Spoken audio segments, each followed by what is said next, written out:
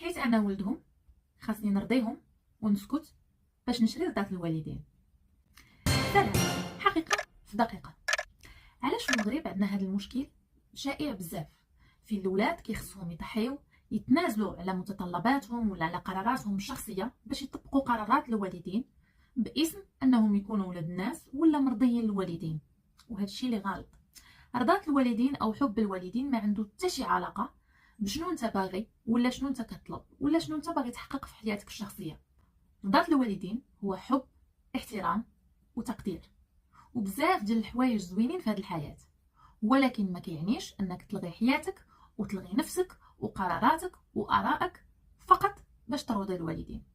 شحال ديال الدراري تدمروا نفسانيا، عندهم عقد اللي هي كبيره من صغرهم، ما عايشين زوين، عندهم صراعات ومشاكل فقط لانهم تنازلوا على نفسهم قدام والديهم وقدام القرارات ديال والديهم وارائهم اللي كتطبق عليهم. هنا خص جوج الناس يتبدلوا. الوالدين خصكم تفهموا بلي ولادكم ماشي اداه، ماشي روبو كنتحكموا فيهم كما بغينا. ولادكم هما الخلفه ديالكم في الحياه، بغض النظر على شنو حققوا، شنو كيديروا، شنو شخصيتهم، كيفاش دايرين. والعكس كذلك. الدراري ولا البنات اللي كيتعرضوا لضغوط نفسيه من عند الوالدين ديالهم، حاولوا انكم تهضروا، ما تبقاوش ساكتين.